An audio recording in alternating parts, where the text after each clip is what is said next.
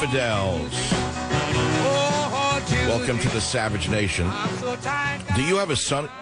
Oh, my email is talking to me again. Pardon me. Do you have a sunny brain or a rainy brain?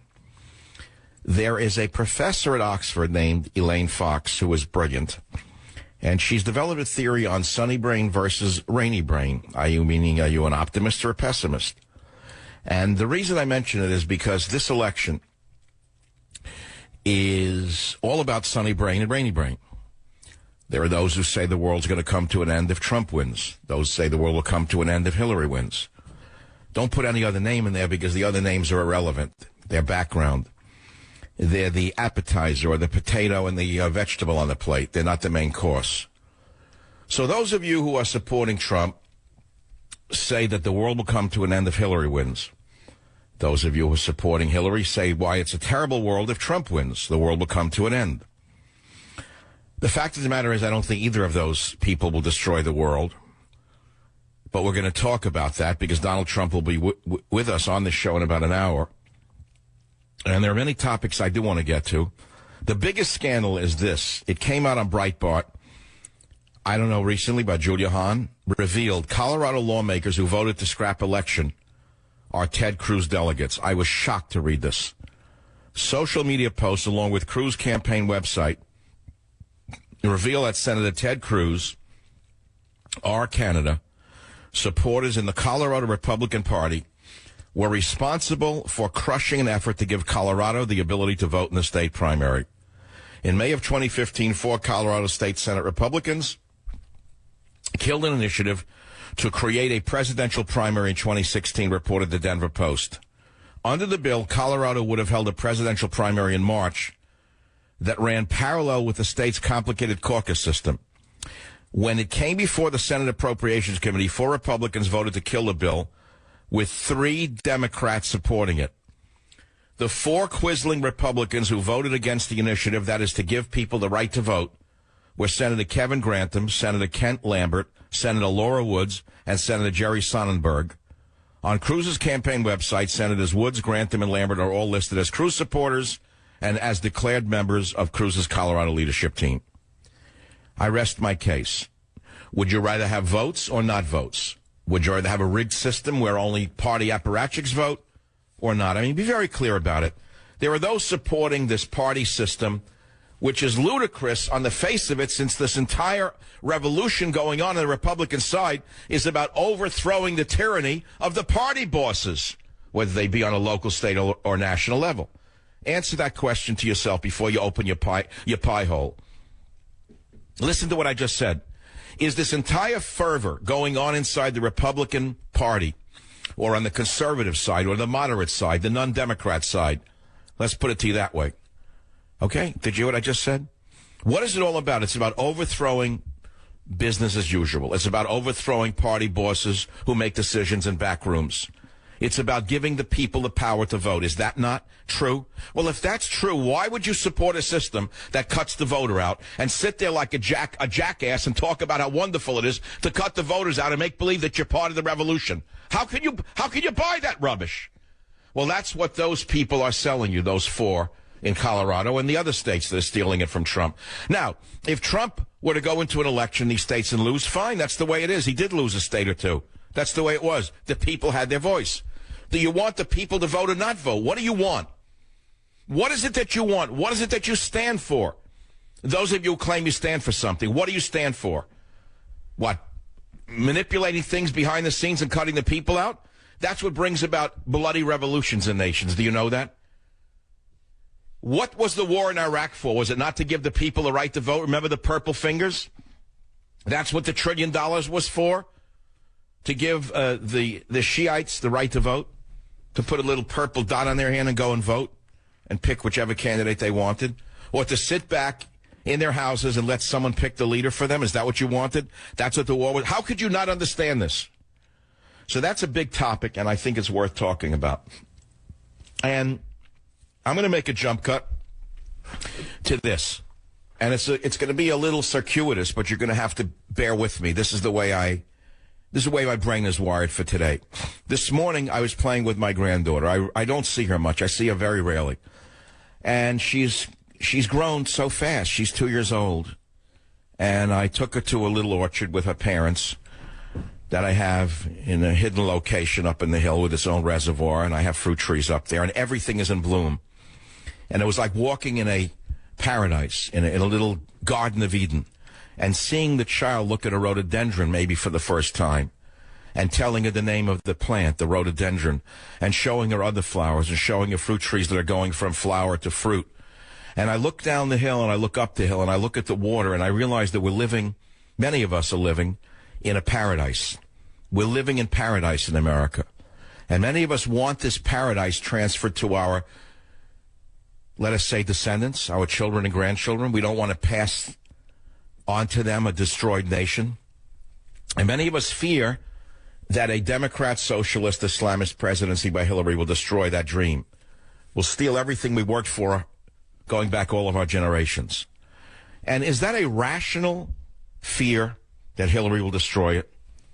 Is it rational, or is that based on a sunny brain or rainy brain? Meaning, are you an optimist or a pessimist? Will she actually destroy the middle class, is what we're talking about. Will she take away our property rights by taxing us off our own property? Would you work your whole life, let's say pay off a house and want to give it to your child, and then have your child have to pay a tax that's so high that the child can't even inherit that property? That's already happened to a great extent to many people in this country because of previous socialist presidents, whether you know it or not. That's called the inheritance tax. Do you understand what taxation is? It's what caused the first American Revolution. Taxation without representation. The jackal in the White House is a long descendant of these taxation without representation types. I'm also going to do another jump cut now. You're going to have to follow this one. We've gone from Cruz stealing the elections by locking voters out and his mouthpieces saying that that's democracy in action. Next, we went to a man on radio talking about walking around a small property of a fruit orchard with his little 2-year-old granddaughter and seeing the delight in their eyes. Then we talked about the grandfather wondering if he'll be able to give anything if Hillary wins because she'll take everything away and say it's unfair. Or the commie Seltzer man from New York wanting to take away what this immigrant son built up his whole life. Well, let me tell you something, Seltzer man. You'll have to do it over my cold, dead fingers because I'm not giving you my life, Seltzer man. I didn't work my whole life that a street rat like you could take it away from me, and I'm not alone. There are 50 million of us, and we're armed to the teeth, Seltzer man, and we won't come at you with seltzer bottles, Seltzer man. That's what many of us feel. We're at the point of blood in our eyes. Make no mistake about it, we're ready to fight. And we're not going to let anyone steal our land from us and steal our property from us under the guise of communism called fairness, unfairness, income inequality. It's a bunch of garbage. It's communism warmed over. And no matter how you warm over crap, it's still crap. Now, that's the opening to the opening to the opening. And now I want to go to an animal show. I often watch animal shows. I like to watch them.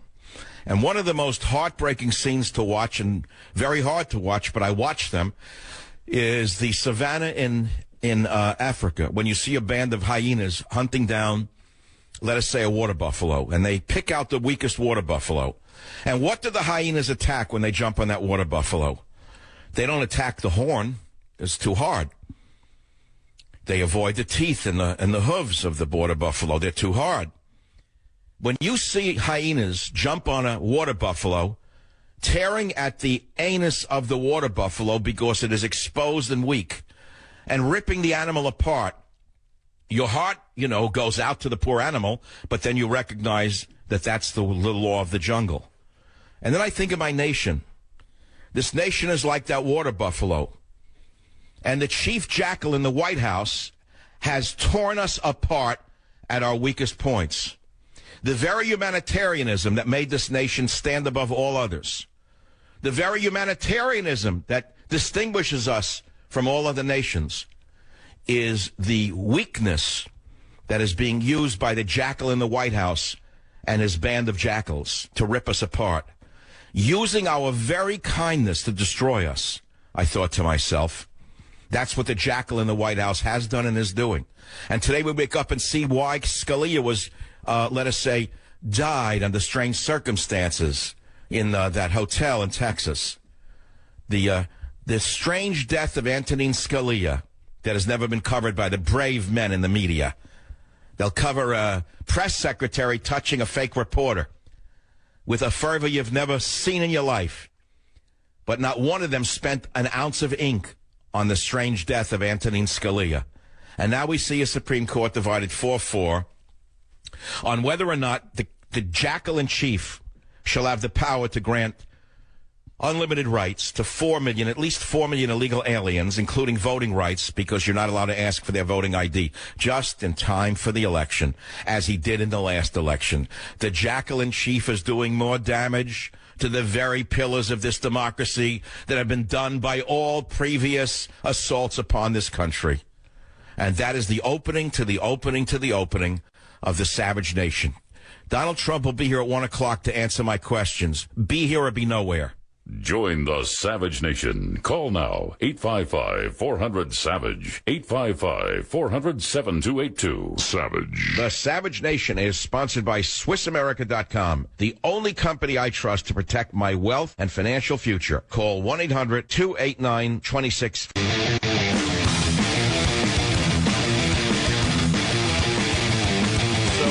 Have an emerging dictatorship in the United States of America coming out of the White House itself, the jackal-in-chief doing everything he can to run the country as though it's his fiefdom, being stopped by no one. We've talked about that ad infinitum. But now it's coming to the forefront because he wants to grant amnesty to, he says, 4 million illegals. That means 12 to 15 million, which you know will grant them the right to vote because you're not allowed to ask for voter ID in the corrupt America of Barack Obama. On the other side of the aisle, you have people conspiring to steal your vote in states, and they're calling themselves conservatives. They're conspiring to steal the popular vote and tell you, well, those are the rules.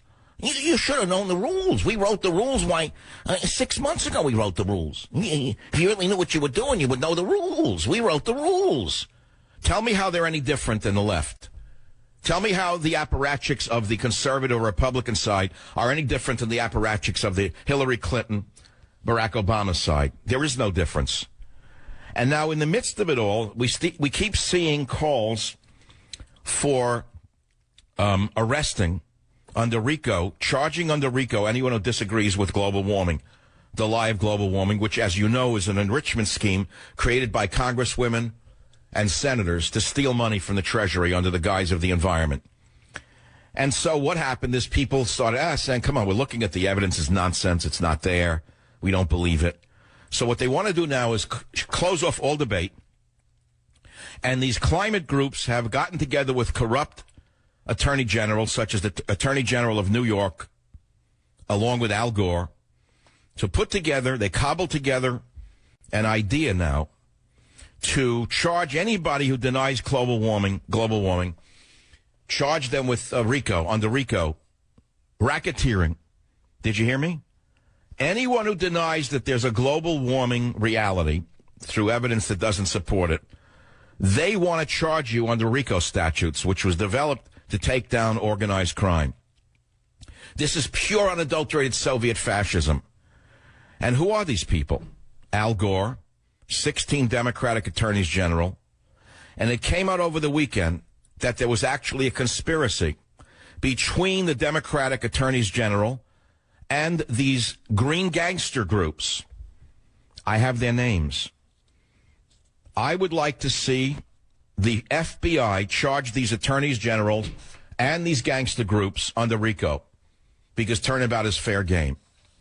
I would like to see the Attorney General of the state of New York charged with a RICO statute for conspiring in this manner. Sheldon Whitehouse, Rhode Island Democrat, petitioned the Justice Department to file a racketeering lawsuit against so-called corporations and other organizations that have knowingly deceived the American people about the risks of climate change. Well, new emails have shed new light on Winehouse, whatever his name is, Whitehouse, Sheldon Whitehouse, New York Attorney General Eric Schneiderman, Lemuel Strolovic, Environmental Protection Bureau Chief for the New York Attorney General, And the names are there. I'll give you the article. All of them conspire together to use the heavy hand of the Justice Department to shut down all discussion of the big fraud called global warming. And what came out in the emails is that these people were going back and forth with each other to how to present themselves to the public. This is a huge topic. Mr. Schneiderman's effort in order to shut down all discussion indicates that Schneiderman is a fascist of the highest order. And I would like to see Schneiderman charged along with all of the other conspirators. I don't care if they're senators or congressmen under the RICO statutes that they wanted to bring against those of us who know that it's a fraud. I got to tell you how big this is, and I think you can get it. They've joined a lawsuit to try and stop people from even discussing this issue of climate change or global warming. Attorney General George Jepsen of Connecticut, Brian E. Frosch of Maryland, Maura Healey of Massachusetts, Mark Herring of Virginia. In my estimation, there are grounds to bring them into justice and try them under RICO statutes for conspiring to shut down a conversation and intimidating people from having a rational discussion about the merits or dismerits of so-called climate change. They should be hung by their own petard. Then you will see justice in America. When you see state attorney generals conspiring like this with green gangster groups, and now they're caught in their own emails, tell me the American people would not cheer to see them let out in handcuffs. Can you imagine Schneiderman being let out in handcuffs along with 4 state attorneys general? Would that not give you the satisfaction that America's justice system is really Join the Savage Nation. Call now, 855-400-SAVAGE, 855-400-7287.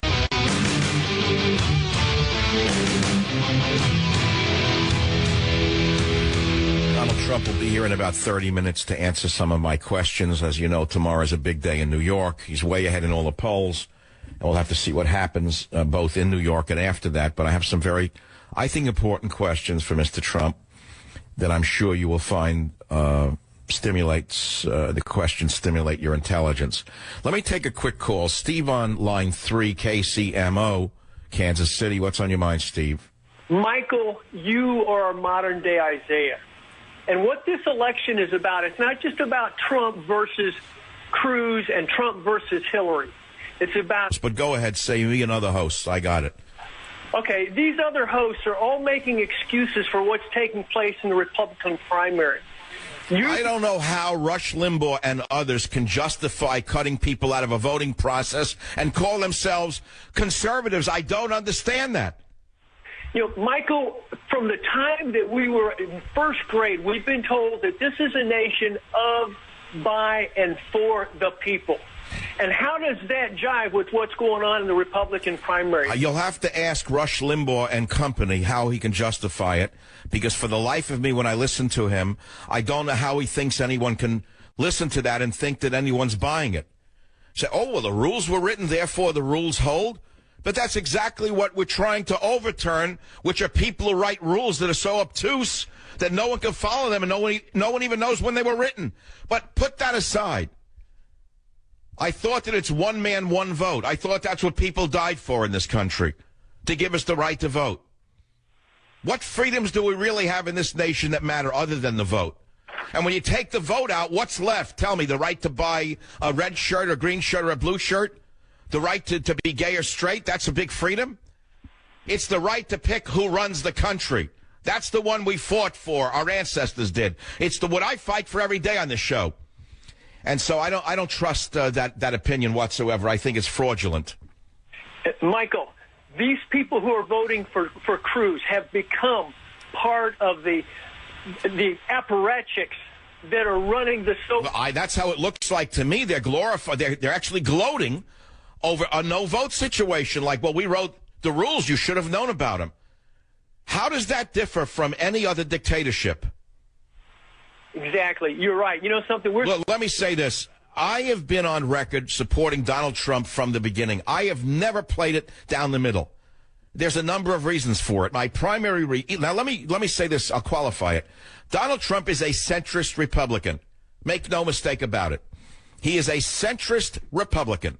If I truly believed that there was a chance in you-nowhere for a true borders, language, culture, extremely right-wing conservative to win the general election, I would support that individual. But I know this country so well that I know the best we're going to get is a centrist Republican who will give us a wall, who will give us a restoration of our national honor, who will rein in the out-of-control spending, and who will rein in China and the other countries that are ripping us off, and restore the military to boot, and cut out all of the brainwashing of our children.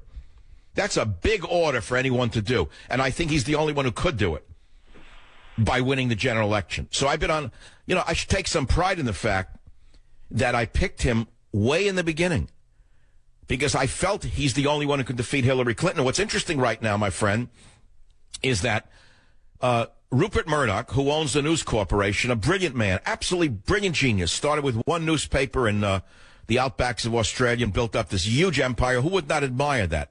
The Hearst of our time, right? They were in the tank for Hillary forever.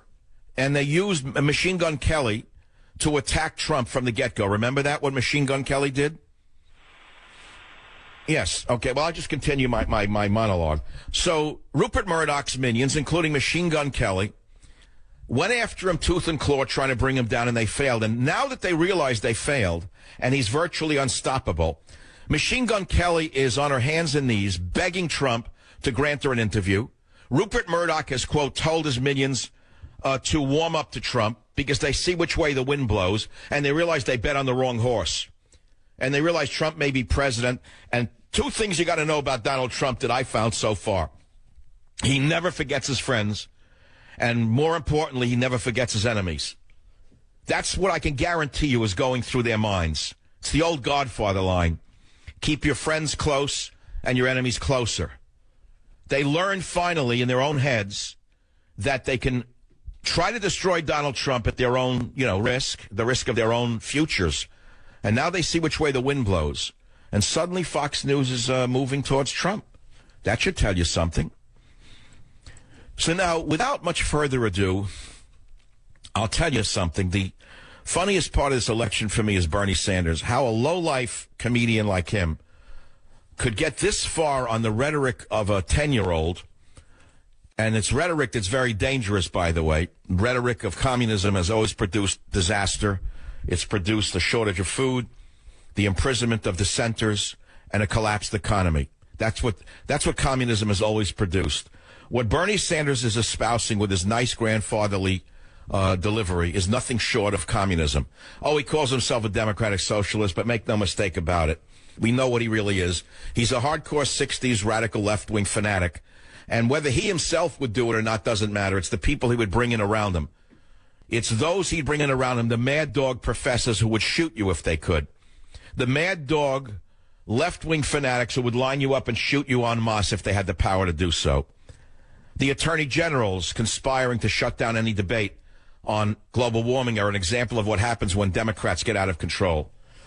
So Bernie Sanders would be simply a laugh line were he not so popular amongst so many young people.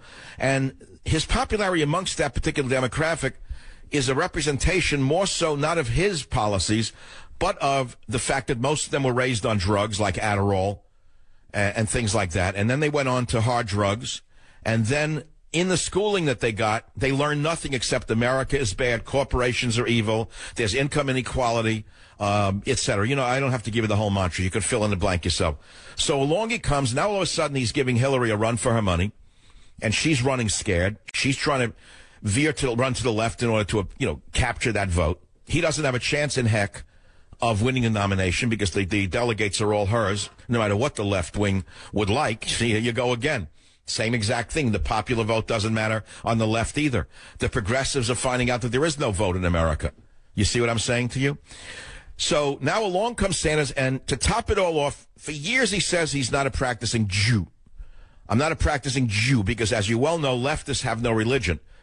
They follow Karl Marx, who said religion is the opiate of the masses. I'm sure you heard that at some point in your life. It was from Karl Marx.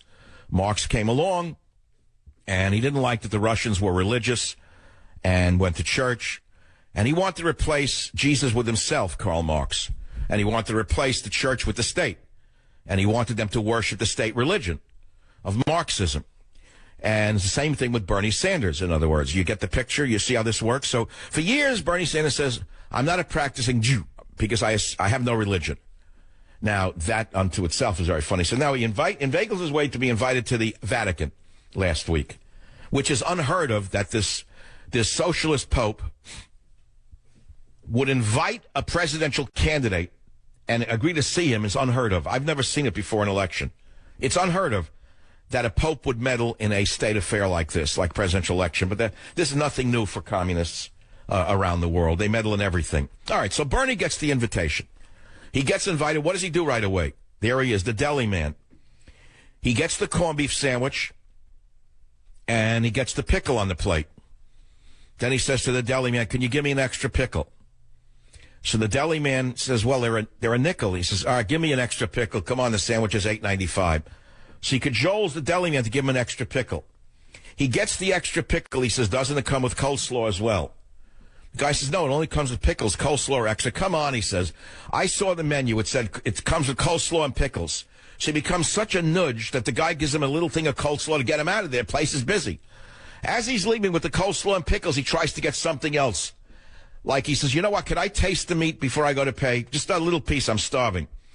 To get a little piece of meat in his hand, too. So he's got the coleslaw for free, the pickles for free, and merely stuffing his mouth with a piece of corned beef on the way to the register for free.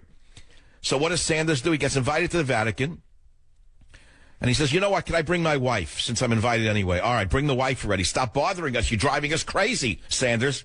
Hey, can I bring my daughter? Before you know it, he had an entourage of 10 people. The wife, the daughter, the grandchildren all went to see the Pope.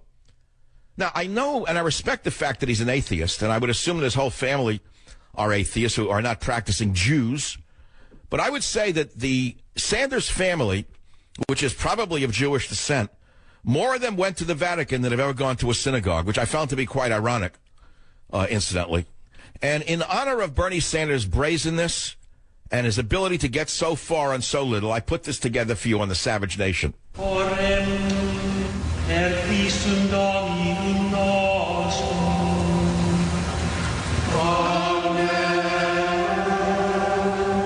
believe that all those who have consumed seltzer and other carbonated beverages over the years, who have contaminated the atmosphere with the carbon released, there should be a reparations tax on them, on all those who drank seltzer and carbonated beverages, who should pay their fair share.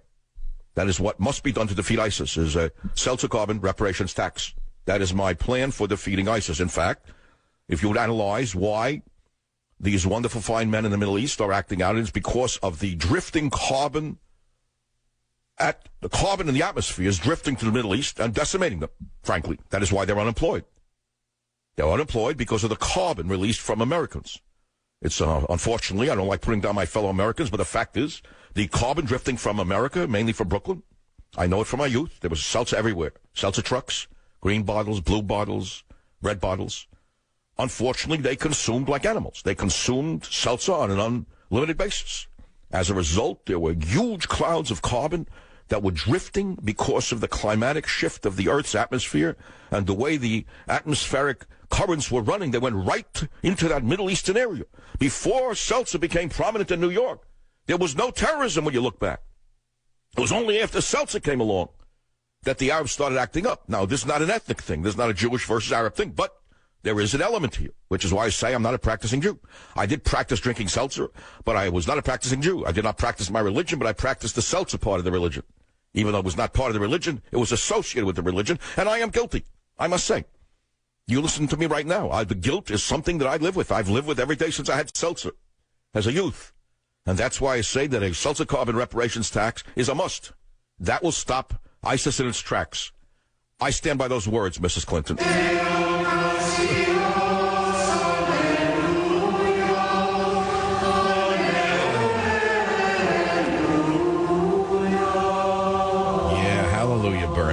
Hallelujah, Bernie. So, my friends, are you a sunny or a rainy brain type? That's an interesting program unto itself. And I saw Professor Elaine Fox from Oxford talking about a sunny brain or a rainy brain. Are you an optimist or a pessimist, and how it's related to our outlook is related to it, and how our brains are wired, and how you can change your rainy brain to a sunny brain a little bit. But in times like these, maybe you don't want to shift from a rainy brain to a sunny brain and be accused of being a Pollyanna. I'll be right back on the Savage Nation. Join the Savage Nation. Call now, 855-400-SAVAGE, 855-400-7282. Savage. Hey, our Savage Nation is sponsored by SwissAmerica.com, the only company I trust for wealth insurance, gold and silver. Call 800-BUYCO. This has nothing to do with church and state. This is the fact that we have a man today who I believe is the outstanding global leader of our time in the fight for social justice, economic justice, and trying to combat climate change. In this sense, he's a very beautiful man. You see a resonance from him of beauty. It was an honor to have met with him. And I am, That's all. Let's leave it at that. It was an honor to have met with him. Honor to him. So he saw a residence in the Pope. He never saw any residence in a rabbi. The cross is glowing to Bernie. I expected him to convert, frankly, at the Vatican. I would have thought that would have been the sine qua non of his political campaign. But that would have been his personal choice. What do you mean there's no church and state issue? It's clearly a blurring of church and state, Sanders.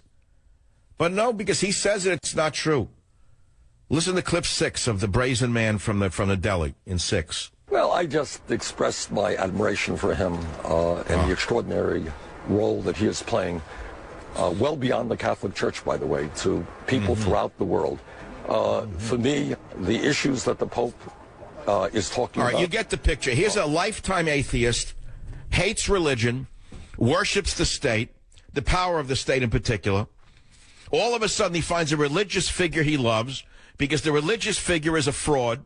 The religious figure is the first non-European pope selected out of nowhere, first one in 1,400 years or 1,200 years. He's handpicked by the newly emerging Soviet world, and all of a sudden we have a communist, socialist, fill-in-the-blank pope who starts to espouse all of the rhetoric that Reverend Wright espoused without the F words.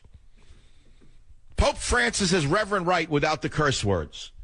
Pope Francis is Reverend Wright without the hatred coming out of him. He's much smarter than that. That's why he's the Pope, not just a broken-down pastor somewhere in Chicago living in a $3 million house while talking about income inequality surrounded by bodyguards. He's much smarter. He lives in a house in Italy surrounded by 65-foot walls and talks about tear down the walls. No immigrants allowed in the Vatican. I love that he brought over 12 immigrants from Syria. They were all Muslim. How can you Catholics not see the danger of this madman, Pope Francis? He will go down in the annals of history as the most dangerous inveigler to have ever penetrated the Catholic Church. He will do more damage to the Catholic Church than you could ever imagine. I don't mean him amongst the ignoramuses in the third world. I don't mean the ignoramuses. I'm talking about people with an education in this country, Catholics elsewhere, who can see right through him. This man is a clear and present danger to your own church. But that's my opinion. It's corruption to the highest order. How else would you explain that he would permit the deli man to come visit him at the Vatican? Because they both agree on this. They both agree on economics, and that they have to rip people off in order to keep the church alive and to keep the state alive. So there is no separation of church and state when it comes to Francis and Bernie. They both agree that you have to rip people off to keep the corrupt state and the corrupt church alive. Write that down.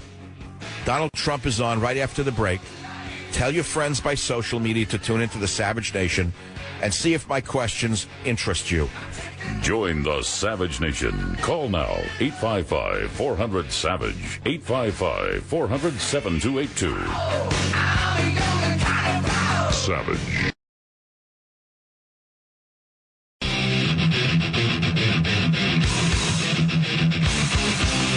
Warning. The Savage Nation contains adult language, adult content, psychological nudity. Listener discretion is advised.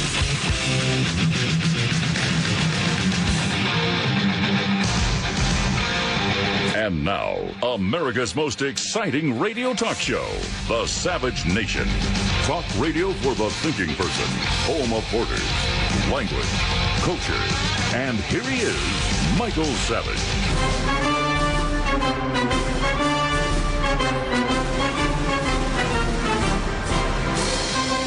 Welcome to the Savage Nation. With us is the most important man on the horizon for the future of America. I make no mistake in telling you this. I have backed Donald Trump from the beginning for one reason. He is most likely to be able to defeat Hillary Clinton and most likely to bring us back our borders, language, and culture. Without further ado, the man of the hour, Donald Trump. Welcome to the program, Mr. Trump. Thank you, Michael, and you have been amazing. But wouldn't you maybe be the most important man above me?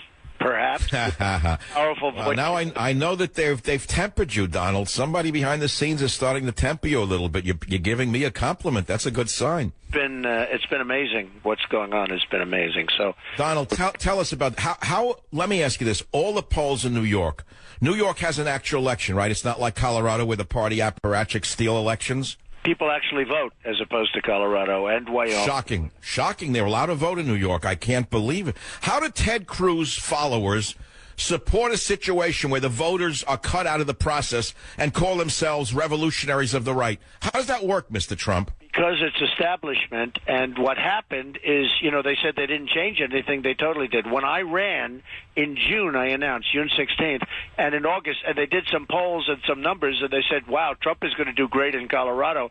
So they changed it, so I couldn't do great. They went into a vote, so the bosses took it over, and that's what happened. So they said they didn't change, but they totally changed, whether it's RNC or whoever's running it. They changed, and I didn't want to waste millions of dollars sending people there 4 or 5 months early, so I just decided not to do it. And Wyoming was the same thing. It came out today that the Colorado lawmakers, I call them lawbreakers, who voted to scrap the election are Ted Cruz delegates. I'm sure you're aware of that, right? It's disgraceful. It's a disgrace. So where are you in New York right now, where there is no such game playing? It's a straight-out vote in a primary, right, amongst Republicans. What do the polls show right now, Mr. Trump? Well, they're showing very good. They're showing like 54%. Some have it 60%. Those are the people that know me the best. I've been all over the state, Michael. I've been in, just got back Rochester and Syracuse, and tonight I'm going to Albany. I was in Poughkeepsie and out on Long Island and Bethpage and Suffolk and all over. And the places are, you look at what's happening to our country. This is a microcosm of the country, but you look at what's happening with the empty plants that we have where everyone's left for Mexico and other places. It's a disgrace, so we'll change that. Well, Donald, let's talk about income taxes. It's a big issue right now. On the Drudge Report, 45% of Americans pay no federal income tax.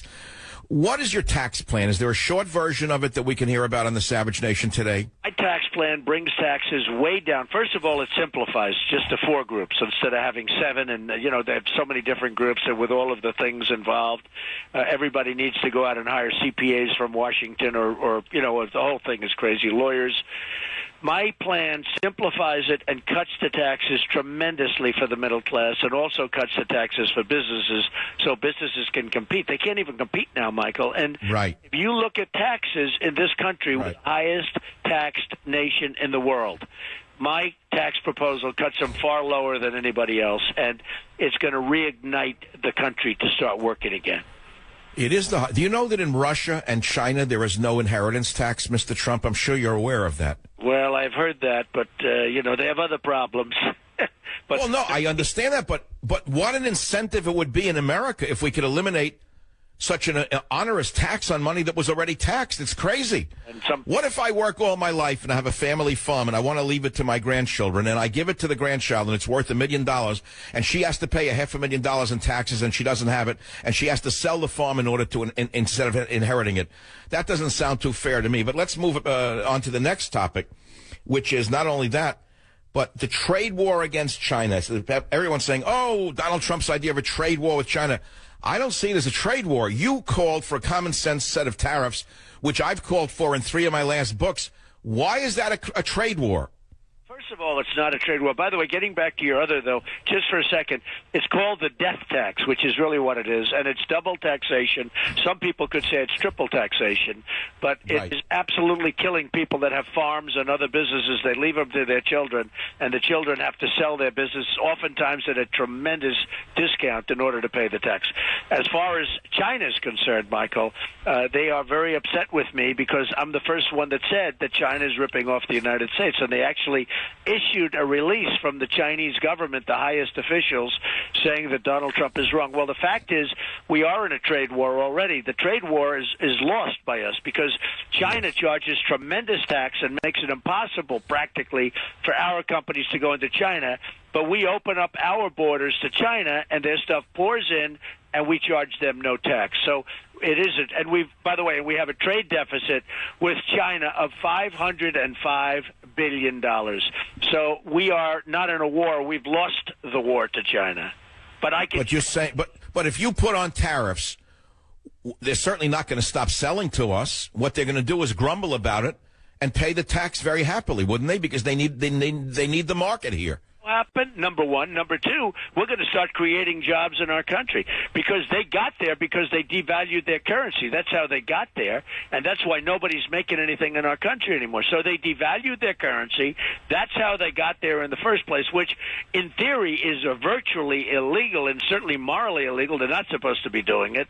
They do it every chance they get, and I don't know, I hope you saw it, but I was very proud of it, where the Chinese government issued a statement about Trump yesterday, and they actually say that we're the ones that are breaking the rules and regulations, and it's not. They charge tax to go over there, and they make it impossible practically for our companies to compete and to go over to China. And absolutely. Frankly, we lose so much money dealing with China, we have no choice but to do what we have to do, and the politicians aren't smart enough to realize it.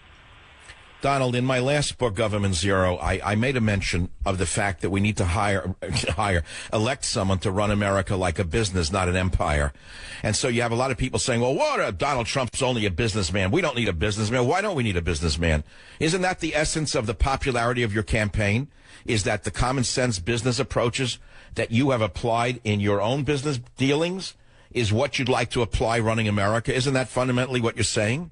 It is, Michael, but we also have to have big heart. You know, it is somewhat different than business because you really need a lot of things. You need tremendous compassion, tremendous heart. We have to take care of Social Security. We have to take care of Medicare. We have to take care of our people. We have to come up with, a plan to replace Obamacare, which is a total disaster. We'll repeal it and replace it. So I mean, you could make the case it's very similar in certain ways, certainly with budgetary things, but it's also you need heart, you need compassion, you need a lot of leadership that is a somewhat... Yeah, but Donald, we can't take care of the world's poor, who Obama's importing by the millions in order to get them to vote Democrat for the next 200 years. Of course we need compassion, but it's for our own citizens, not for the whole... We can't give away our tax dollars for the world, can we? Can't, and we're in trouble, and we're bringing in people from Syria that we have no idea who they are, where they come from. There's no documentation. They could be ISIS. They could be who knows what they are. And we're going to have problems like you've never seen before.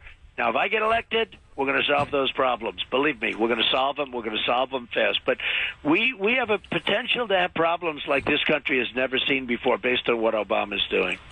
Donald, Hillary Clinton has gotten very vicious about you recently. She called you a cancer. And yet I very rarely hear you say anything negative about her. Why is that? Well, I've really held my fire a little bit till I get rid of the final two, but I've started hitting her now. 2 months ago I hit her very hard, and she went way down in the polls after that, and then Bernie got all the credit, which is fine, and, obviously he's winning almost every week. I don't even know how she can win. The guy is beating her every week, and I'm no fan of his, that I can tell you. No, but I hit her very hard in speeches. I'm going up to Buffalo in a half hour. I'm leaving, and we're going to have over 20,000 people in Buffalo, and I hit her very, very hard all throughout New York State. Look, she's a disaster. In fact, I call her Crooked Hillary. She's crooked, but I call her Crooked Hillary, and she's been hit very, very hard, actually. But, Donald, you look at a city like Buffalo, you look at some of the old factory towns in New York. Many of them were, of course, hit, a long time ago. But when Bill and Hillary Clinton were running America, Mr. Trump, it was they through NAFTA and the other trade deals that were totally lopsided that permitted China to come in here and move whole factories to China. That's how they rebuilt their nation, was with American factories. They took factories out of Schenectady, out of Buffalo, out of Ohio, out of Illinois. They took them out of the small towns. They bought every lathe, every piece of equipment, and they moved them to China. And from there, they rebuilt their entire nation. But it was Hillary Clinton who did it. She was the co-president while her husband was busy doing other things in the Oval Office. Yeah, well, that's true. But NAFTA is what has absolutely decimated the country. I've been all over the country, and I look at factories. You go up to New England. It was unbelievable, some of the things I've seen up there. And when I left Syracuse and when I left Rochester just a few days ago, and when I leave these places, and now I'm going up to Buffalo tonight, what NAFTA has done to this country is a disgrace, and that's a Clinton baby. And it will be so loud and so clear during this process. And we're going to win. We're going to beat Hillary. I'm the only one that's going to beat Hillary. I think I can win New York against Hillary. Look how well I'm doing. Now, we have to see. The people tomorrow, Michael, have to get out and vote. But I think we have a good chance to beat Hillary in New York. That would be a whole game changer. Well, I hope so. And I know that you're heard on this station, on WABC and surrounding stations in an enormous amount. Before you go, Donald, here's a personal question. I've been attacked for the 22 years I've been in radio for being too patriotic. They call me every name under the sun. Fascist, Nazi, you name it. You've seen it all. I want to know how you managed to keep your own counsel in the face of all the insults and all those who were trying to tear you down, including those inside the Republican Party themselves. What do you use to maintain your inner strength? Well, it's such a great question, but, you know, I have 2 million, more than 2 million votes more than Cruz. Lion Ted, I call him Lion Ted because I've never seen anybody lie so much. But I have 2 million votes more than Cruz, who, by the way, came up with New York values, and he hates New York. I mean, you can see that, by the anger. And he's going to do, I think, very, very poorly. Anybody in New York that would vote for this guy, he stopped relief for Hurricane Sandy. He doesn't want anything to come to New York. He is bad, bad, bad for New York. But when I look at millions of votes ahead, and by the way, 200 delegates ahead, despite the fact that it's a rigged process. It's so rigged, it's disgusting. But I think that's what keeps me going and keeps me enjoying what I'm doing, frankly. So you're saying winning is everything to you. In other words, winning to you is enough reason to keep fighting. In other words, you don't care what the enemy is saying. All you care about is the results. Well, the voters understand what's going on. That's why, think of it, 2 million votes more than Cruz. That's a lot of votes. And many more delegates, more than 200 more delegates than Cruz, even though it's a totally rigged system. So that's what, otherwise you would never, you wouldn't put up with it. But it's very dishonest, it's very corrupt, and it's frankly disgraceful. The delegates, you can wine them and dine them and bring them on airplanes and take them all over the place, and it's actually considered to be legal. That has nothing to do with democracy. No, I understand that. Well, in a way, I've learned something from what you just said, and I've used a similar tactic in my own life, which is there's no such thing as bad publicity. Let them keep putting down me all they want. Meanwhile, I keep rising. And I think what you just said to me is, hey, you know what? Let them say what they want about me. All that matters is the results. I think that's what you just said, isn't it? Well, the voters get it, and they've really gotten it, and a lot of people are complaining. They actually said, hey, wait a minute. If Trump has more delegates, and if Trump has more votes by millions than the other guy, how can you even consider the other guy? And I think you're going to see a big turnout tomorrow because people are sick and tired. I'm going to bring back jobs to New York. I'm going to bring back and save people Social Security without cuts and all of the different things we're going to do, Medicare. We're going to do things that nobody else can do. We're going to make our country rich again. We owe $19 trillion. It's going to be $21 trillion because of the omnibus budget, which is a total catastrophe that they just signed. But we're going to make our country strong again, and we're going to make it great. And for New York, we're going to bring back jobs. Well, that's the main thing, is the economy. Donald Trump, I won't keep you any longer. I know you've got another interview between now and your trip, and I want to thank you again and wish you the greatest success in the New York primary and onward to the White House. Thank you so much for being with us on the Savage Nation. Thanks very much, Michael. I really appreciate it. Thank you. All right, folks, you just heard the interview, and I want to know what you think of it. It's that simple. The phone number is 855-400-7282. What did you hear in today's interview that you haven't heard before, if anything? What did you hear in my discussion with Mr. Trump that you never heard me ask another candidate or he himself before? This is the Savage Nation. I'll be right back. Join the Savage Nation. Call now, 855-400-SAVAGE, 855-400-7282. Savage. Your Savage Nation is sponsored by SwissAmerica.com. It's the only company I trust for tangible assets, gold and silver. Call 800-BUICO. I am, at the end of the day, a pragmatist. I mean, my credentials were established a long time ago. My message has been consistent from the beginning. At my first Paul Revere Society meeting back in 95, 94, I defined my plan as Borders, Language, and Culture, and I've never varied from that. And, of course, I would like to see a real hardline, right-wing, returning war veteran running things in this country. But we don't have a MacArthur. We have not just come from... I'm sorry, we don't have an Eisenhower, per se. I was a fan of General MacArthur when I was a little kid. I remember it was 1951, 52. I remember it to this day. It was the height of the Korean War. MacArthur was such a great hero, and he was coming through Queens, New York on Queens Boulevard.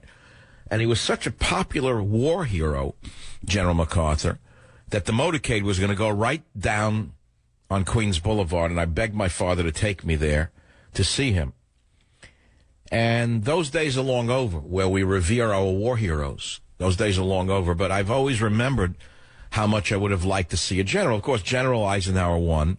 He was a fairly excellent, moderate Republican president. Make no mistake about it, Eisenhower was a centrist. Do you understand what I just said to you? When have you seen an extremely ultra-conservative senator ever win an election? Let's say at that level. Never. So I'm a pragmatist. And if I can't get MacArthur, I will take Eisenhower in the political world. Did you hear what I just said to you? I just am tired of losing elections. All you purists, it was so smart. Join the Savage Nation. Call now, 855-400-SAVAGE, 855-400-7282. Savage. Looking back on this whole Trump-Cruz battle, and I'm thinking about something that I haven't really thought about till today. I never heard of Ted Cruz until recently. I didn't know who he was. I never heard of him. Much like Obama was an unknown junior congressman, this one was a junior senator. Obama was a junior senator, rather. Unknown. No one really knew who he was. And all of a sudden, he wants to be president. You say, well, what about Trump? He's never been in office. Yeah, well, that's a plus, given that there's such a distemper in this country for those office holders and their operations that we look at every day. And he's a successful businessman. And we need someone with some business sense, not another academic lawyer who knows nothing about business whatsoever. And, you know, I love people who say, well, all he is a businessman. He's only interested in money. Isn't it about the economy, stupid? What do you mean, it's not about money? What should it be about if not about money?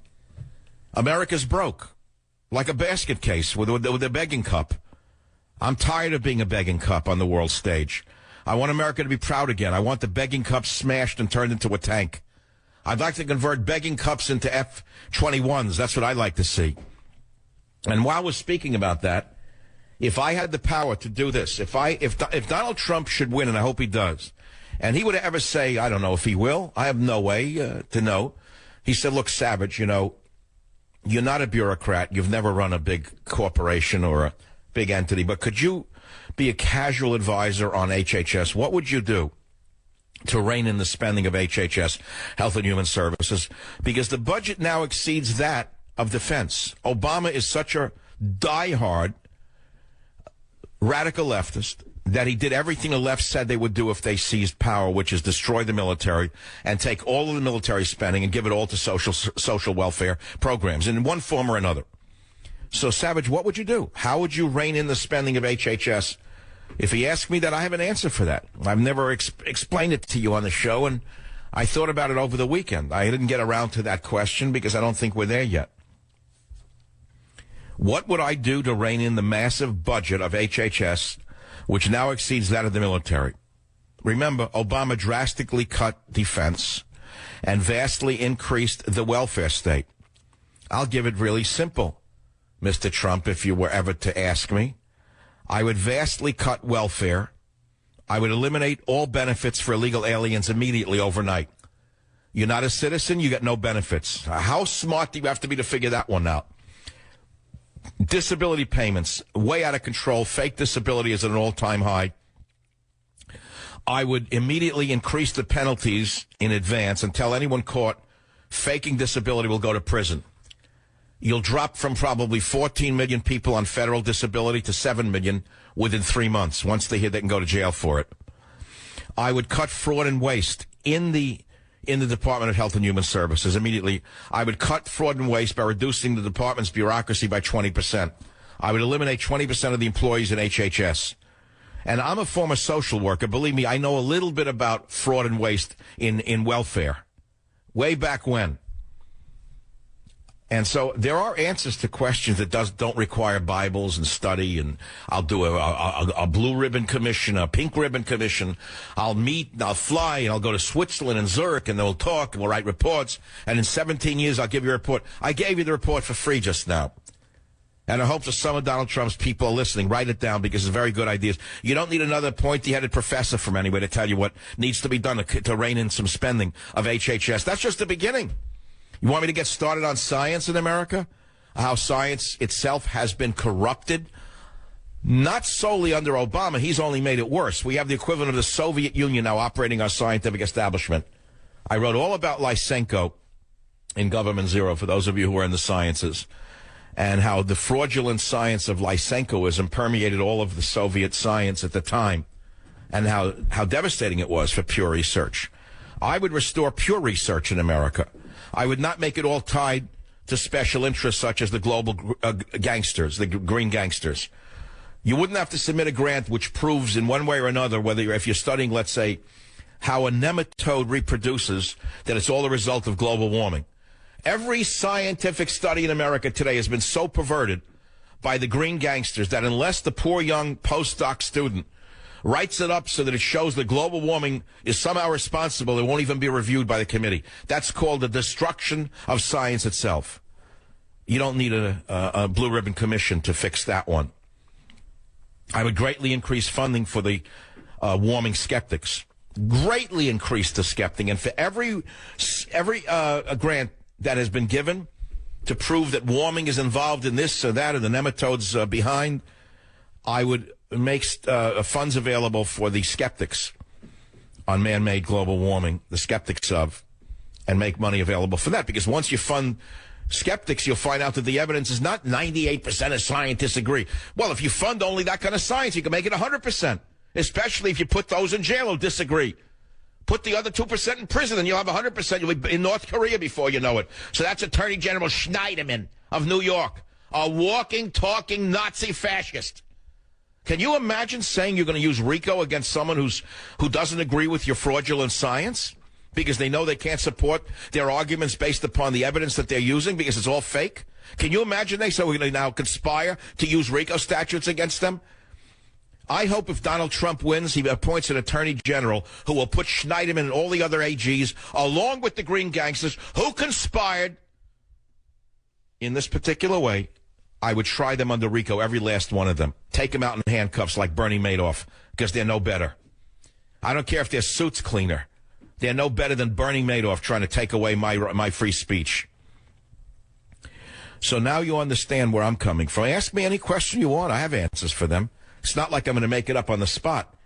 I have written a certain number of books, like the last 5 books were on the New York Times best-selling list. There's a reason for it. It's not because they like my hat. It's not because people say, oh, that's a nice hat. You know, the guy like his hat. I think I'll buy the book. There's a lot of books sit on the bookshelves. No one buys it. Oh, look at that. Government Zero. Look at that. Look at that hat. Look at the fedora he's wearing. Honey, it's a green-brown. I think we should buy the book for the... Look at a beard, how nicely it's trimmed. You know, honey, should we buy the book because he has a nice trim goatee? Well, no, honey, but I do like the green shirt and the sort of green suit. Let's buy it for the suit. Let's not buy it for the 350 pages, including 50 pages of references in Government Zero. Very well thought out. No, don't. Let's not look into that. Let's just buy it for the front picture of it. Combining in-depth analysis with, well, anyway, I don't want to read from it. In fact, soon after this is over, in a couple of weeks, Teddy and me will be out, Confessions of a Service Human, which is sort of a work of love. It's pictures of Teddy by Vince Rimini, some of the most beautiful pictures. It's heartwarming. But more than that, there are 10,000 words of poetry in this. You can judge people by how they treat dogs, best friends. Teddy is my co-pilot. Jerome, how I learned to speak with animals and audiences, kindly dogs and kindly bears. Tippy and all my other dogs. Teddy inspires me. Teddy eats out. A Moments to Cherish. It's actually well written, and it's one from the heart. And Teddy and Me is a beautiful book. You know, there's so much more I want to say at this moment. I can't. You know, sometimes thoughts flood your mind, and you have to think about what you want to say very carefully, especially in a public arena such as this. I tend to want to move away from politics on a very regular basis because I find politics to be interesting up to a point, but it's not my whole life. Walking with my granddaughter this morning in the flower garden on the hill, I would say opened new doors in my soul that I didn't even know were there. You may think that they're there and say, oh, yeah, well, if I have a grandchild, I will. No, you don't know what you're going to feel.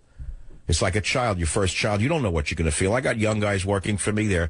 Well, Robert's about to get married soon and then go on a honeymoon. He'll have a family one day. He's a great guy. But does he really know how he's going to feel when he has a child? You don't know. You ask any man that you ever meet who has a child, who really was there for the children, what they felt when they saw that child being born and how it changed them virtually on the spot. And these are some of the things that are the essence and the whole reason for being, which is family. And so you say, well, what does this have to do with politics? I'd say it's all got to do with politics. It's what kind of world do you want your children and grandchildren to live in? Do you want them to live in a world where one race has been turned against another by the jackal in chief? Do you want to live in a world where a street rat like Al Sharpton has been invited in and out of the White House? You'll have to exterminate the White House after this one leaves from what he invited in there. In my opinion. You don't like it? It's too bad. You don't like what I just said? It's too bad. I don't care if you like it or not. Don't tell me that I'm disrespecting the presidency. He has virtually destroyed the presidency with his actions and the people that he's had in and out of that White House. The parties with those people. The Al Sharptons in and out of the White House. Don't tell me that I don't know what I'm talking about. Don't tell me I debased the presidency by talking about him like that. He has debased the presidency, not me. The abuse of power is overwhelming. It smells like a garbage dump in Rome, Italy. The stink coming out of that place from what he's done to it. Flying a family to South America without any real business. Visiting a communist dictatorship without saying one word about the communist dictatorship, and then flying down to South America with 2 Air Force Twos so that the wife and kiddies can go on another vacation in South America. That's not an abuse of power? And every day we hear about income inequality and unfairness and global warming, all part of the scam. Then he comes to San Francisco to raise more money, Mr. Income Inequality. 40 grand a plate to sit and eat with the jackal in chief. And who's his number one hostess? Nancy Pelosi. Nancy Pelosi, a paragon of virtue. So you tell me the people don't see this? The people see it so clearly that it hurts them. The people see the corruption and the stench to such an extent that it hurts them to see it. And it hurts them more to see the Cruz-Trump fight, because that's not where the fight should be. The fight should be against the stench coming off the socialist criminals who have run this nation off the rails. And on that note, I'll take a quick call right after the break, right here on the Savage Nation. Join the Savage Nation. Call now, 855-400-SAVAGE, 855-400-7282. Savage.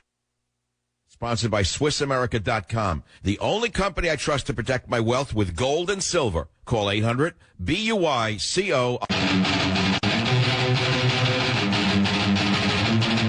I don't respond to Donald Trump and his string of insults about me. I can take care of myself. I look forward to running against him if he turns out to be the Republican nominee, if I am the Democratic nominee. What I'm concerned about is how he goes after everybody else. He goes after women. He goes after Muslims. He goes after immigrants. He goes after people with disabilities. He is hurting our unity at home. Oh, you got it backwards. Undermining Your brain the is values wired that wrong. we stand for in New York What values? and across America, and he's hurting us around the world. He can say whatever he wants to say about me. Yeah, right. We heard this malarkey before. No, he is not undermining the values we stand for. He is undermining the values that you stand for, which is a valueless world. He is standing up to immigrants who come here to rip off the system. I never heard him go after people with disabilities. Have you? Where'd that come from? I mean, the next you'll hear that he did something that we never heard of. Goes after people with disabilities. He's hurting our unity at home? No, I would think that that's the jackal in the White House who did that. Joe, on WABC, how was the Trump interview in your mind? Michael, I thought he was well-timed, well-tempered, very strategic, very smart. And I remember hearing him on your show about 5 years ago, so you've been a strong supporter ever since. He'll take on Hillary when he has to, but right now he has to win the battle here.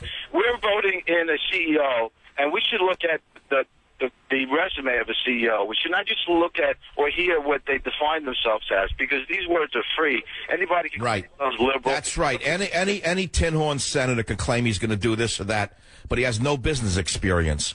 So why should we count on Cruz being able to manage an economy? When has he ever done that before? Well, he hasn't.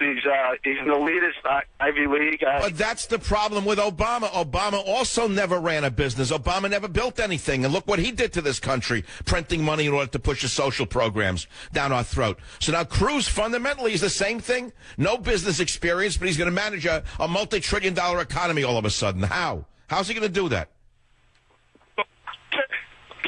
All right, that's why I say it's the economy's stupid.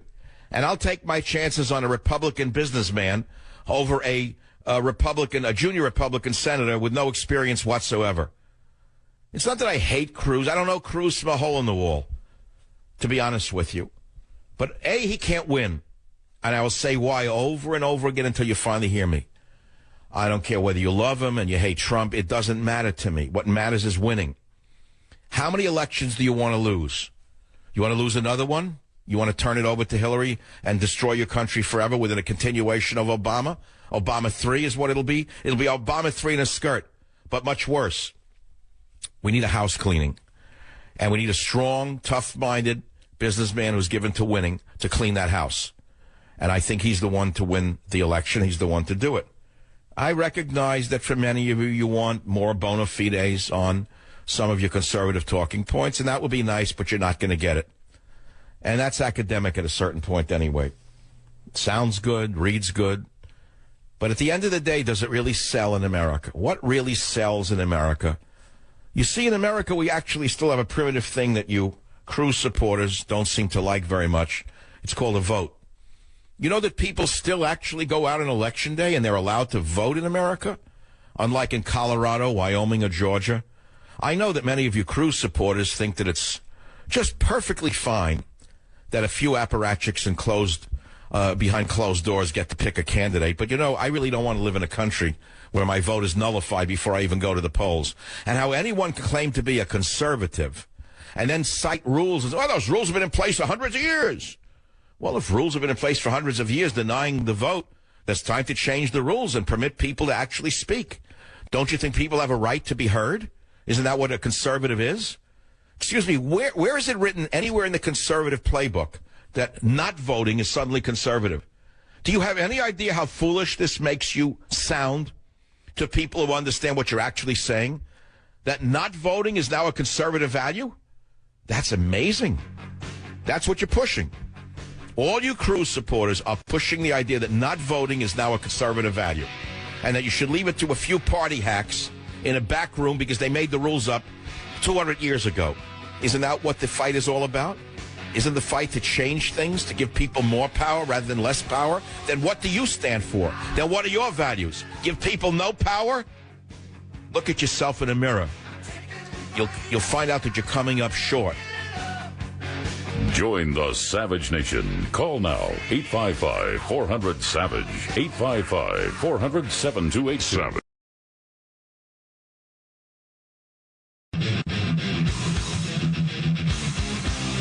Warning, the Savage Nation contains adult language, adult content, psychological nudity. Listener discretion is advised.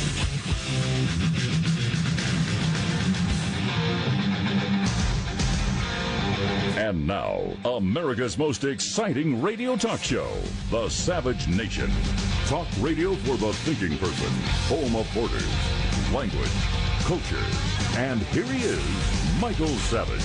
If Donald is the nominee, Hillary Clinton wins, and she wins by double digits. And I don't believe Donald is going to be the nominee. As I said, 5 states in a row, we've won landslides over and over and over again. The stakes are too high for us to hand the election to Hillary Clinton. You know, whether you like Cruz or not is, your opinion. Whether I like Trump or not is my opinion. But he's a liar. 5 states in a row we've won landslides? What kind of landslide is it when you don't let the people vote, Ted? Donald has called you lying, Ted, for a reason. This does not show you to be a great leader. I could see you saying, okay, we won a state because of the delegates, but don't lie and say you won a landslide. And as far as the statement that if Donald is the nominee, Hillary Clinton wins and she wins by double digits, I think that applies to Ted Cruz. That's my own personal bias. And I'll ask you, the audience, what you think. Who is more likely to beat Hillary Clinton and why, Trump or Cruz? That is the question, my friends. That's the only question for this segment of the show, because the battle lines have been drawn, and they should not have been drawn this severely. There should be no civil war between Trump and Cruz, but there is a civil war, and all of us have taken sides. This civil war should have ended weeks ago. Instead, it's getting worse, and that's because of the rigged system. That's because of the folks in the Cruz camp who are saying it's perfectly fine to deny people a vote and then call it a landslide when the delegates who rigged the system vote for their candidate. It's astonishing to watch this happen in front of our eyes. And if you care to comment on that, go ahead. If you heard the Trump interview, go ahead. Here are some of the other topics I've not gotten to yet, and there's nothing to do here with Cruz, so don't listen carefully to this if you're interested only in that topic. Fears that a strain of super gonorrhea could spread across the UK and may become untreatable. There has been a recent outbreak of a highly drug-resistant strain of the sexually transmitted infection. And the reason I'm mentioning this to you is because many of you are traditionalists and you don't practice random sex. You are monogamous. You have one partner. You believe that that's the way human beings were set up to live. And this confirms that you were right and the Bible's correct.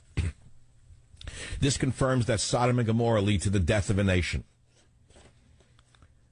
Coffee lowers cholesterol and reduces the risk of liver disease, study shows. Drinking a high volume of coffee each day can prevent non-fatty liver disease, even among the obese, according to new Italian research. A new study suggests that drinking 6 cups of coffee a day can reduce the risk of severe liver disease. All right, that's interesting. I can't handle more than a cup and a half. That's the most I could have. I mean, my brain starts to fry after 2 cups of coffee. I have one in the morning personally, and if I can maybe another one before the show, which I didn't do today. I'd like one right now, but I know I won't sleep tonight. But I can't do 6 cups a day. I mean, that's so Italian. What size cups are they talking about anyway? I don't know what kind of cup they're talking about. An ounce I could do 6 times a day, but if I'm doing 6 to 8 ounces in the morning, that's about it. Plenty of caffeine in that. The results show that coffee can reverse NAFLD-related problems such as ballooning degeneration, a form of liver cell degeneration. I know that everyone in the Democrat and Socialists are listening to see if I'm putting them down. The Cruz bots are seeing if there's a secret message against Ted Cruz in what I just said. See if you can read a message against Ted Cruz in this, you psychopathic, you paranoid lunatics.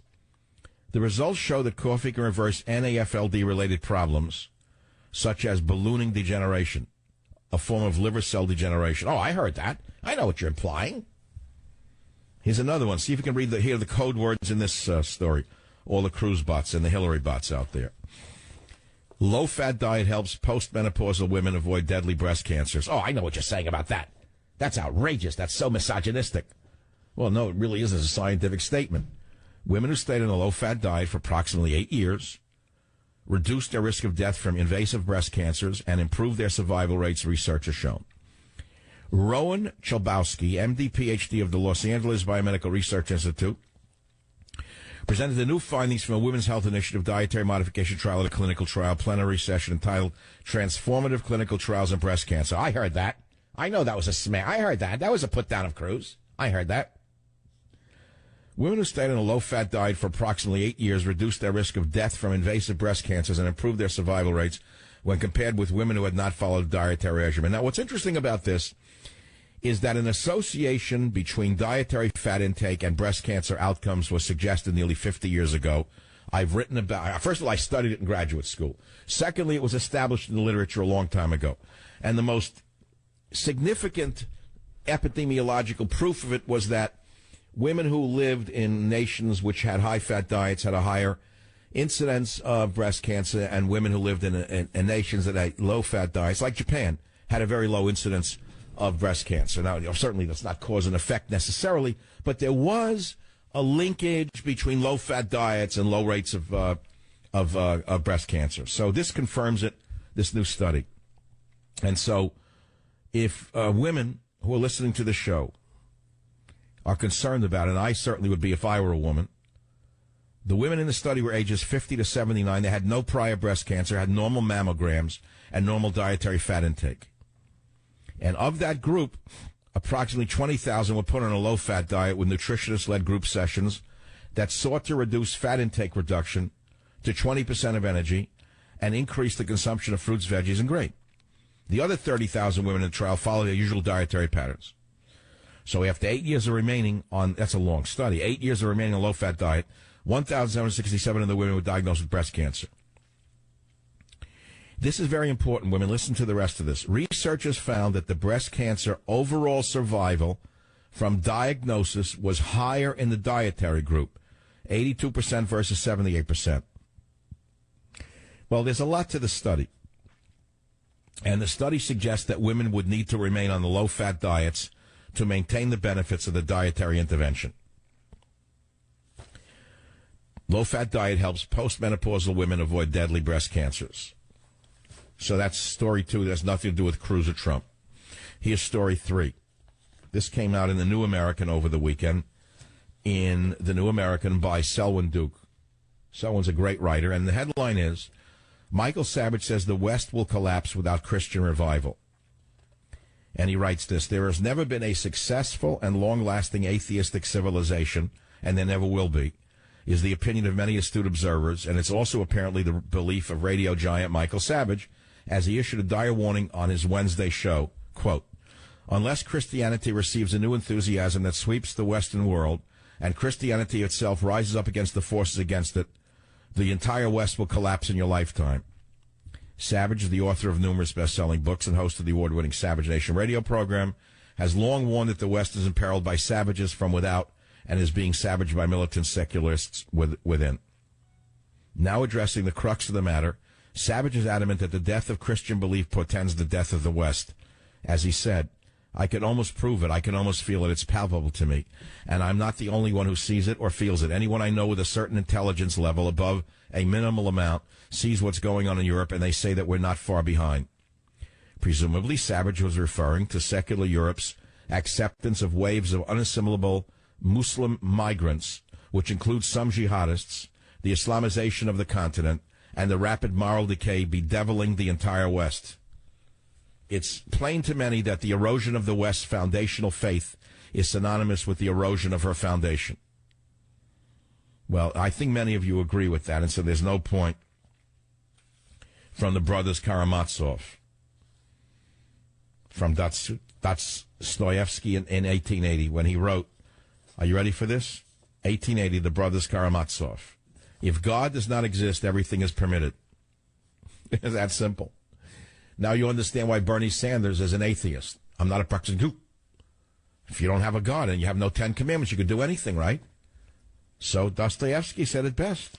If God does not exist, everything is permitted. To paraphrase Belgian playwright Emile Cammerets, quote, when people cease believing in God, it's not that they start to believe in nothing. It's that they'll believe in anything. That is so beautifully put. And what do you believe in today? What do you believe in today? Think about it. When the Wall Street Journal's Bret Stephens wrote last year that the death of Europe is in sight, he opined that its people stand for shallow things, shallowly. Europeans only believe in human rights, tolerance, openness, peace, progress, the environment, pleasure. And Selwyn writes, yet it's worse than that. There is only truth and then innumerable lies. Disconnected from the former, a people inevitably fall victim to the latter, and we're embracing lies only the insane can believe. Pseudo-elite dogma currently is that a boy must be considered a girl if he claims he is so deep down, even though the claim is made based on nothing but feelings. Moreover, we're to be considered bigots for not participating in his delusion or for denying him access to the bathrooms of his choice. And then there's that obsession with using Big Brother to coerce Christian businessmen into servicing faux weddings, which occurs while the left makes not a peep when a Muslim businessman refuses to be a party to them. And treason is now the norm. A former aide to ex-British Prime Minister Tony Blair admitted that massive third world immigration into the UK was orchestrated by the Labour Party in order to, quote, hold your nose now, in order to rub the right's nose in diversity and render their arguments out of date. My friends, you're witnessing the death of the West. And there's very little that can be done that I can see other than a revolution at the ballot box with someone who can stop progressivism in her skirt. This is the Savage Nation. I'll be right back. Join the Savage Nation. Call now, 855-400-SAVAGE, 855-400-7282. Savage. My Savage Nation is sponsored by SwissAmerica.com. It's the only company I trust to protect my wealth. Call 800-BUI-CO. So, in England, there's a newspaper, the DailyMail.com. They're laughing at Ted Cruz supporters. They're saying Cruz claims he's won landslides over and over, beating Trump in 5 consecutive states, even though only one of them held an election. How could anyone not see the hypocrisy? If this was coming from the left, I'd say, okay, that's how they work. They're into party apparatchiks running everything. But I thought this entire election was about throwing the bums out and giving people power.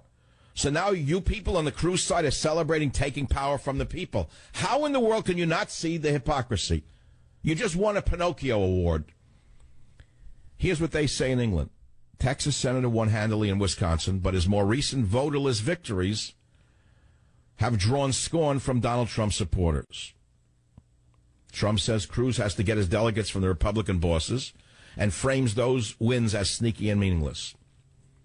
Cruz says he is winning grassroots victories and claims this is how elections are won in America. Oh, yeah, they are. You mean this is how elections are stolen in America? Something you would know a lot about, apparently. It's how you became a senator. Now we know how he became a senator, I guess. He knew the system and how to work it. Is that what you want for a president now? Someone who knows how to manipulate the system? Great. What does that say about you? You've been hoodwinked. And for him to say that in 5 states in a row we've won landslides over and over again, even though just one of those was an actual primary election where the people's votes were heard? Listen to Ted Cruz boasting about a falsehood here in clip 13. If Donald is the nominee, Hillary Clinton wins, and she wins by double digits. And I don't believe Donald is going to be the nominee. As I said, 5 states in a row, we've won landslides over and over and over again. The stakes are too high for us to hand the election. So, I can hear him say we won, but to say landslides is an embarrassment for him because there were no landslides. No primary vote. Cruz scooped up all 14 of Wyoming's delegates on Saturday after front-runner Donald Trump's campaign made little effort to put up a fight. Wyoming held no primary vote. Total of 475 party apparatchiks convened in Casper to hold a state convention and appoint Cruz loyalists. You hear this? That's called a landslide. So do we need someone who's going to use doublespeak? Don't we have that already with Obama? You want more doublespeak? So that's what I'm saying is going on here. If he was winning fair and square, we wouldn't even be having this discussion. He's not winning fair and square. He's winning through the party system, the very party system that we have all said needs to be changed. How can you disagree with me? How can you disagree with common sense like that? Let me ask you something. All of you Cruz supporters, didn't you say that you want to change the system? Yes or no? Raise your hand. Yes, you don't like the corrupt political system. Didn't you say it stinks? Haven't you been arguing that the political system is rotten to the core? And isn't it the people that you want to have a voice in what goes on in the country? How many times have you felt that you've been disenfranchised by Obama by going around Congress? 1,000 times? So now you want a candidate who goes around the voters? Is that what you're saying? How do you differ then than Obama supporters? You don't. And so I'm trying to show you the hypocrisy of your opinion. Oh, I know you'll cite rules and regulations. That's what lawyers do. Lawyers write the rules to screw the people. That's why you love lawyers so much. So they wrote the rules to screw Donald Trump out of a popular vote. I would have nothing to say if there was a popular vote and Trump lost. You never heard anyone complaining about that. No one said it was rigged when Cruz won a state. We know why he won Wisconsin, because the entire Republican state was run by Scott Walker, a very fine man, but he runs the party, and they rallied around him, and they did exactly what Scott Walker wanted them to do, which is vote for an establishment candidate who was in Congress called Ted Cruz. Scott Walker did not want an outsider coming into that state and taking any of the delegates. In that sense, he's a very good politician, but he's not a very democratic politician in that regard. To me, it's one person, one vote. And the only way to change the system is to have people vote. Otherwise, we're going to wind up with no meaningful vote whatsoever. What's the point of voting if it can be stolen by delegates? What does the word delegate mean? But an appointed political activist. What is a delegate? An appointed political activist. What is a delegate? Someone who's been paid to do what the party bosses want. What is a delegate? Some drunk from Nowhereville who's been paid to do what the party boss tells him to do. What is a delegate? Some drunk who goes a free trip to Disneyland to do what the party boss tells her to do. What is a delegate? Some drunk who gets a rubber chicken dinner for nothing and gets to go to the convention in Casper and thinks she's important. What do you mean delegate? What are you suddenly, you have no sense and no right to vote anymore? That's what you're voting for with Ted Cruz? The right not to vote is with Ted Cruz. So if you don't want to vote, vote for Ted Cruz. If you want to live in an America where the vote doesn't count anymore, vote for Ted Cruz. If you want to vote where only a delegate votes for you because you're too stupid to be heard, vote for Ted Cruz. Join the Savage Nation. Call now, 855-400-SAVAGE. Savage.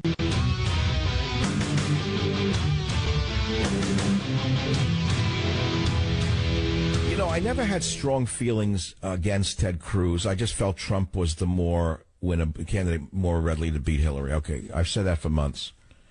But lately I'm starting to think that Cruz is as sneaky as he looks, that my analysis of his appearance being a deficit was correct. His behavior is starting to be reprehensible. He's now supporting the non-voters as a victory for democracy. Do you realize if what Ted Cruz has pulled off in Colorado and Wyoming was going on in South America right now, the UN might have to intervene? If what Ted Cruz is holding up as the paragon of democracy, which is no voting, where decisions are made for the people by a handful of powerful individuals who appoint stooges, we would not call that democracy, would we? Haven't we gone to war in the Middle East to restore a system where people can vote? Isn't that what we fought in Iraq? For in Iraq is for the popular vote. Weren't we told that we did not want a dictatorship? So as I say, think about it carefully before you say, well, I'm for Cruz, and you're wrong. You are actually supporting a dictatorship. You are supporting the elimination and nullification of a vote. You're identical then, your philosophy is identical to that of Obama, which is nullifying the will of the people. Haven't you complained for years that Obama does what he wants? He goes around Congress. He ignores Congress. He intimidates. Isn't that what you said is wrong with the system? Aren't you hoping to change it where the people's voice and vote count? So how can you now support a guy who wins states without a vote and millions of people are disenfranchised? Is that not a logical impossibility for you to live with? Now, you may say, well, the rules are. Well, we all know what lawyers are. We know how lawyers work. They write law books in order to screw people. How many times have you gone to court and won a case and found out that you lost because they wrote the rules so you never collect the money that you won? Or they keep delaying justice because they wrote the rules. Is that what you want? Because that's what you're getting with Ted Cruz. You're getting a lawyer's tricks from the top to the bottom, and I really don't like it. The more I look at him, the less I like him. But, it's a moot point right now what I like and don't like. What matters is as of next Tuesday, the game is over for him. He can't win. He mathematically cannot win after next week. So let's all hold our breath, and let's save our real vitriol for Hillary Clinton or whoever the nominee may be. I don't see how it could be him, but God forbid, the Seltzer man cometh. I don't know. It could be the Seltzer man cometh, in which case that's going to be a real fun election. So we'll have, maybe the Pope will make a cameo on the campaign trail. The Pope could appear on Saturday Night Live for Bernie. Maybe Bernie will invite him to have a deli with him. Maybe the Pope likes some deli food. Bernie could invite him to meet with him for 5 minutes and speak with him in a vestibule about global corned beef and the shame of the rising prices of corned beef around the world and how it's related to global warming. You never know what might happen tomorrow. Let's go to the callers. WBOB in Florida. Lou, thanks for holding so long on the Savage hold line. Go ahead, please, Lou. From BOB in Jacksonville, what's on your mind? Thank you for bringing to light that Ted Cruz is the Republican Obama, talking at you about his academic pedigree and his intellectual superiority. It's just so annoying to me where Donald Trump, he'll talk to you, not at you. And Donald has proven himself. And so you don't like being lectured to. You don't like being lectured to. No. Who wants to be browbeaten? No, I don't know. I don't like being lectured at. I leave restaurants if they give me a lecture. I once left a restaurant recently over that, a lecture job. I said to the waiter, I didn't come here for a lecture. I came here to eat. Gave me a whole story on something. You ever have that? That San Francisco is famous for people who cut you off and don't listen to. They tell you everything. They correct everything you say. Experts. Okay, let's see. Donald Trump on Michael Savage radio show today. Okay, you could take that down, Doug Lynn, up in Oregon and change it already. He was on. Now he's off. Put the interview up for those who missed it. WMAL, Mike, you heard the interview with Donald Trump today. What'd you think of it? Go ahead, please. You're on the air. No, just talking to him. He's a billionaire, but he acts like, one of the people. He doesn't like to be fluffed. And you see Hillary Clinton and Ted Cruz, all these politicians. He's the guy up there who's all he cares about are the facts, and he's been pretty consistent. Everybody talks about changing, how he changed to be Hillary. I think he's been pretty consistent, and I think that's probably the best thing about him. So okay, you like his down to earth stuff. Here's what Barack Hussein Obama is doing to you today. As we talk about Trump and Cruz, you want to hear what he's done? Are you ready? Muslim Brotherhood Day on Capitol Hill. Frank Jake Afney Jr., contributor. April 18th, 2016. On Monday, April 18th, legislators' offices will be visited by individuals associated with a group unknown to most lawmakers, the United States Council of Muslim Organizations. Do you know who they are?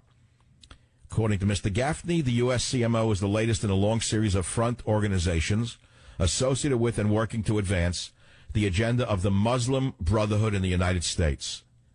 Be very careful with your desire for, I don't have a word for this. We know that Obama is a stealth candidate for an international desire to Islamize the West. And he is doing it on a daily basis. When you wake up and see these people here in Washington under the guise of diversity, ethnicity, ethnicity, do you see who's there? They're Muslim Brotherhood front groups. But don't think that's a shock. Some members of Congress have already embraced the Council of Muslim Organizations. Two with long-standing ties to assorted Muslim Brotherhood fronts include Representatives Andre Carson, D. Indiana, and Keith Ellison, D. Minnesota. Pro-Hamas, anti-Semitic, pro-Muslim Brotherhood. My friends, we're in very, very bad shape. And whoever becomes president, assuming it will not be Hillary Clinton, and that's a big assumption, has to take this issue of the creeping Islamization of America very seriously. And frankly, of the two candidates, I think only Trump mentioned the Muslim problem. Did Cruz even mention it, Robert? Does anyone know? Did Cruz ever say anything about the issue of Muslim immigration? Did he actually say he would stop the Syrian refugees? I don't know. I don't know on that.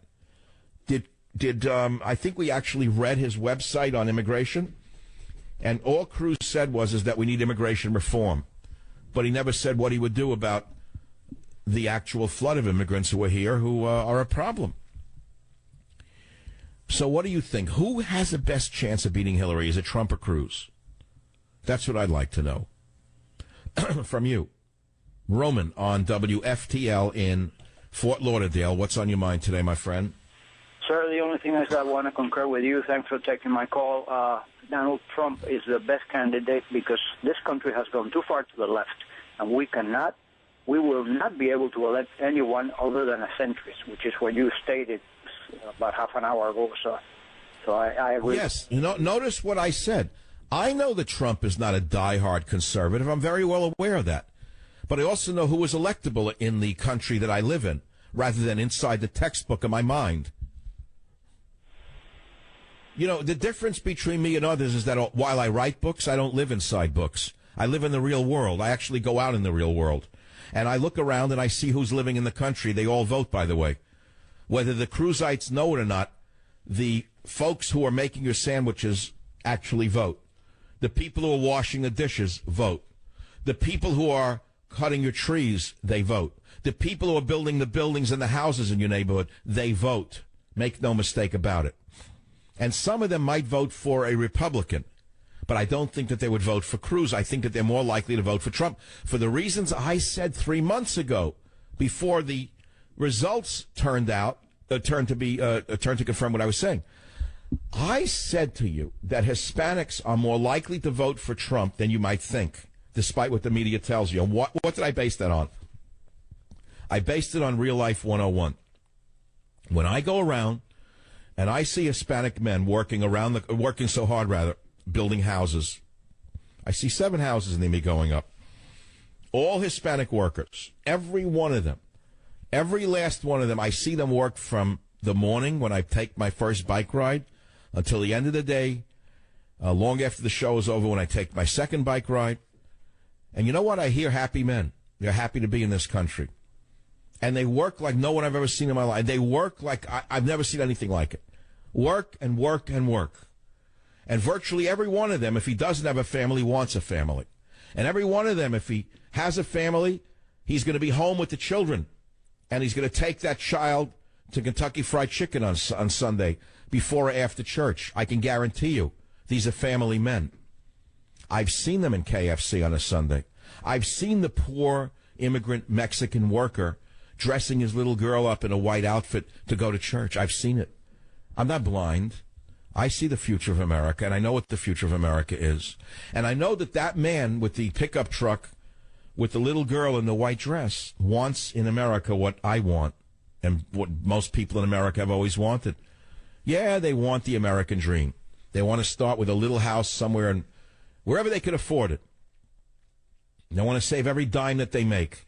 They want to buy a little house, and they want their little girl or their little boy to go to school and not get shot, to not take drugs, and to not come home like Caitlin. That's all they want. I'm sorry to give it to you the way it is. They don't want a little Caitlin in the house. I'm sure if they get one, they'll love her.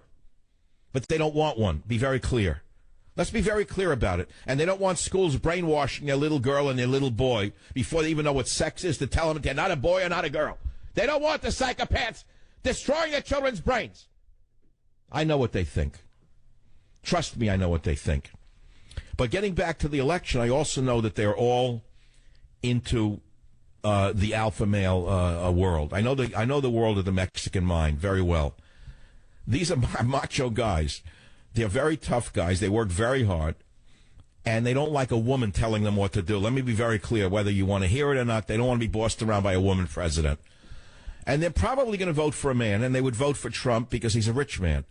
One thing you got to know about poor men who want to make it in America is they like rich men. They don't spit on them. They don't buy Bernie's lies that they want income redistribution. They fled socialist dictatorships. They know the hellhole of Guatemala, El Salvador, Nicaragua, Mexico. They know what corruption is. They know what socialist domination is. They know how it crushes a spirit and how it prohibits a man from rising in the world. So they come to America. Who would they look up to most? A crumpled up Bernie Sanders who hates everybody who has anything? Or a successful Donald Trump who has everything? Who would you vote for if you came here? A crumpled old loser like Bernie Sanders, or some hag like Hillary Clinton who already had the presidency and look what she did to the country? They know she's used goods. She's an old tire that's been blew up on the highway a long time ago. And they retreaded it over at, Harry's House of Rubber, somewhere off where 280 meets 380 on the corner of 980. There's a special place that takes tires and retreads them and makes them look just like new by putting a special white wall on it. They know it. They don't have to speak every word of English to know what's going on. And they all vote. And they know what's going on. And they don't like high taxation. And they want a chance at life here in America in plain English. I saw the future of America. I see it every day. And I know where it's going. And I'd recommend something to anyone who's raising a child. I'll tell you right now what you should make sure your child is. Make sure your child is bilingual. I could tell you right now, the language of the land is English. And those who speak English will always rise above everyone else. You speak good English, you write good English, you're going to rise to the top of whatever you're going to do. But you must understand that there are going to be many, many people who do not speak English. And that's because Obama wanted it that way. He wants a polyglot Tower of Babel because a house divided can be manipulated much more easily than a unified house. But should we win the election, and I hope we do, come November, we may have a candidate who starts to espouse English as the official language of America all over again. And I would recommend that the Federal Election Commission eliminate all ballots in any language except English. That if you do not speak English, unless you can write English, you will not vote in this country. Having said that, I'd recommend that anyone who has a child make sure that the child is bilingual and have them learn Spanish on a regular basis from the earliest of ages. Because there are going to be millions of people who will not speak English very well. And if you want to run a business or you want to be heard in certain places and be, let us say, respected or let us say accepted. Never mind respected, just accepted. You'll get a lot more out of the world if you can speak the language of people who can't speak yours. Back in a minute. Join the Savage Nation. Call now, 855-400-SAVAGE, 855-400-7282. Savage. The Savage Nation is sponsored by Swiss America, the only company I trust with my financial future. Call 800-289-2646 or Swiss America. Well, as the show comes to an end, I want to tell you that my best friend is not Donald Trump. It's my dog, Teddy. And long after this election is over, my little book, Teddy and Me, Confessions of a Service Human, will still be in the bookstores. And one of the chapters is entitled, Teddy is My Best Friend, and there's no question about it. And then I ask myself a question by writing. I remember, for example, what is a human being? Because I remember when I was a boy, maybe 10 or 11 or 12, I had a best friend, and I'll call him Stephen. And waking up on Saturday morning, I write, hasn't felt like that the days of boyhood since. The whole day was before us. Usually consisted of getting on our bicycles and going on a very long ride. There used to be a bicycle path where I grew up in Queens, New York. They said it was Vanderbilt's private roadway for his racing car. Now, I don't know whether that was true or not, but it was an amazing place to take a bike ride on.